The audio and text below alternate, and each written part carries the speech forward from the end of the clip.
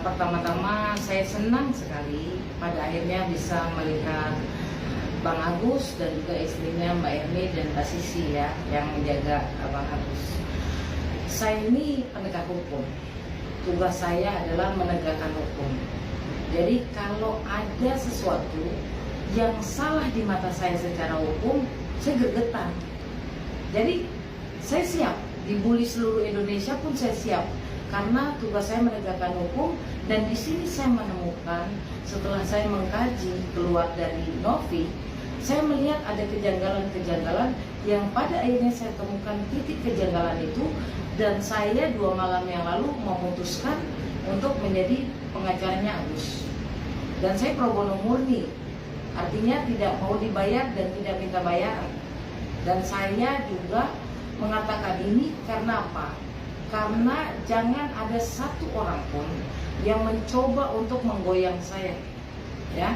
Karena saya sudah tetapkan lillahi ta'ala, saya akan membela hak hukum Agus sampai ini selesai. Oke. Berarti ini semenjak beberapa kasus bisa bilang donasi berdonasian antara Novi dan Agus, ini adalah pertemuan pertama kali dengan Agus. Betul.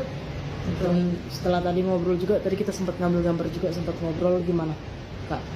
Ya. Melihat kondisi Agus langsung gitu. Iya. Tekad saya kan sudah beberapa minggu yang lalu sebetulnya. Cuma saya masih sedikit bukan ragu ya. Pekerjaan saya banyak. Ya, saya kemarin ke Rembang, ke Semarang, ke Makassar, ke Pinrang. Jadi baru kali ini saya sempat ya 2 malam yang lalu. Itu pun semua yang saya kerjakan pro bono keluar kota. Ya. Dan pada akhirnya saya bilang sama Agus garis keras ya, Bang Sensis gitu kan ada, kemudian ada Rika, ada Bang Brian dan Delong, banyak sekali ya yang memang bela Agus ya. Dan kemudian saya bertemu Raffi, Jaka Irawan, Rizaldi, dan terakhir 2 malam lalu saya ketemu Bang Farhan. Dan pada akhirnya saya dengan kekuatan Allah yang bukan kekuatan diri saya bilang saya harus bela Agus.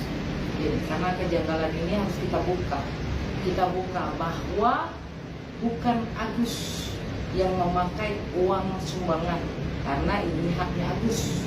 Justru adanya unsur dugaan penggelapan oleh pengurus yayasan, yaitu Gary dan Novi pada saat itu. Dan hari ini saya nyatakan bahwa ada 4 dugaan pidana yang dilakukan oleh pengurus yayasan. 4 pidana ini disebutnya pasal berlapis, dan saya akan melaporkan Novi dan Gary. Pasal berlapisnya apa aja mungkin Kak?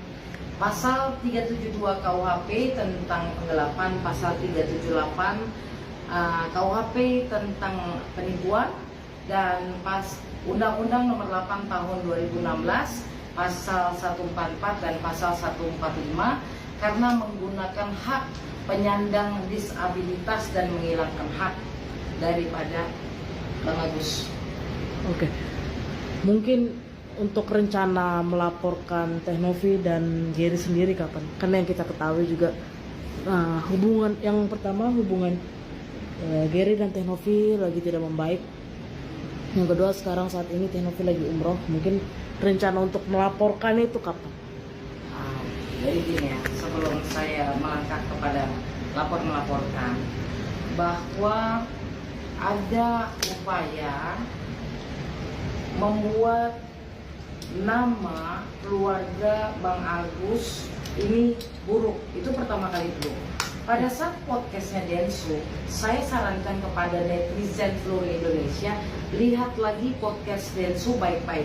Di sana Densu mengatakan bahwa beliau, Agus ini tidak bisa lagi melihat matanya. Ya, itu tidak ada tentang pengobatan dan sebagainya. Hanya tidak bisa melihat matanya, silakan yang mau menyumbang.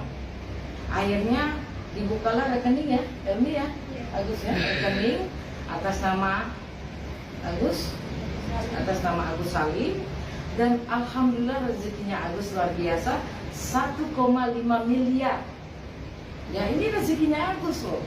Tiba-tiba ada yang mata gelap nih, menyatakan ini uang yayasan. Dan Setelah beberapa lama dipegang uang tersebut, dimintakan untuk mutasi.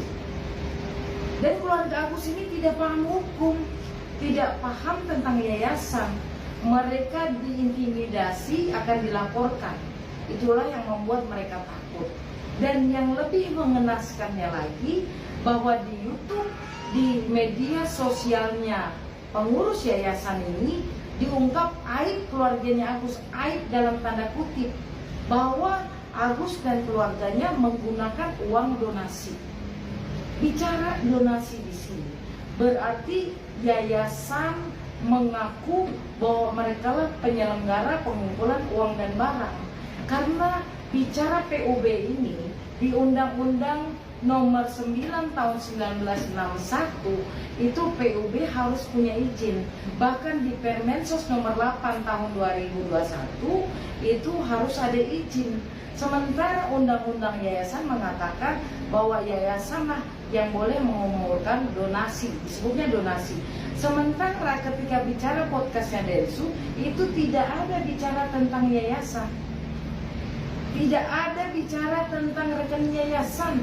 Jelas ini adalah sumbangan sukarela yang sepenuhnya adalah milik hak Agus. Tapi kemudian yayasan mengaku-ngaku ini adalah uang yayasan. Sehingga keluarga Agus diintimidasi dengan cara manipulatif. Dititip di sini ya Gus. Nah, bicara dititip di sini inilah yang saya pikir adalah tentang penipuan tersebut. Ya, kenapa demikian? Karena yayasan ternyata tidak punya izin PUB, pengumpulan uang dan barang, sehingga itu adalah liar secara hukum. Artinya Agus dan yayasan tidak punya hubungan hukum, tidak ada sama sekali. Karena sebagai yayasan mereka bukan penyelenggara, tidak ada izin PUB tersebut.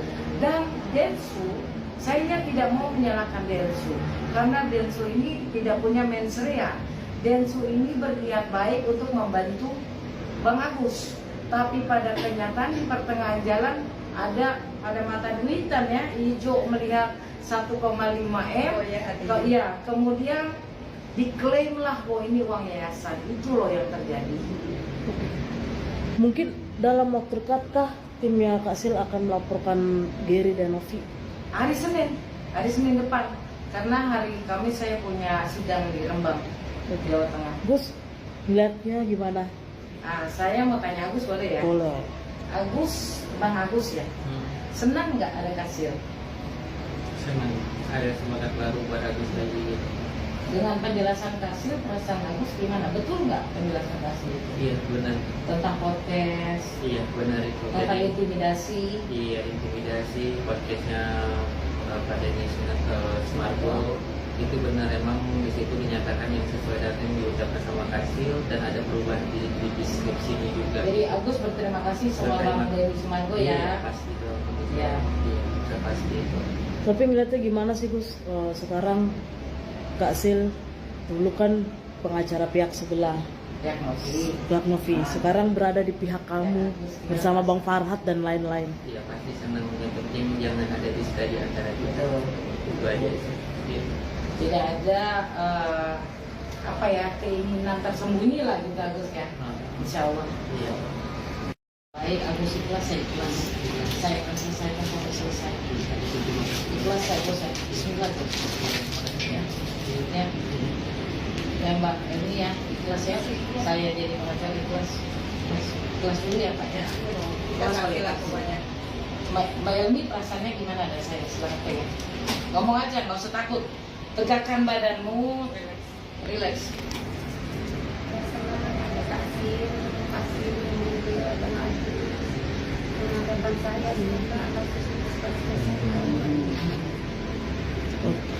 Pegang dulu. Kan kemarin-kemarin Elmi baik, Agus ikhlas, saya ikhlas. Saya akan selesaikan sampai selesai. Ikhlas saya, bosan. Bismillah Gus. Ya Mbak Elmi ya, ikhlas ya. Saya jadi pengacara ikhlas. Ikhlas dulu ya Pak ya. Mbak Elmi perasaannya gimana ada saya? Silahkan pegang. Ngomong aja, nggak usah takut. Tegakkan badanmu, relax. terima kasih beliau dan harapan saya semoga Allah Pegang dulu. Kan kemarin-kemarin Elmi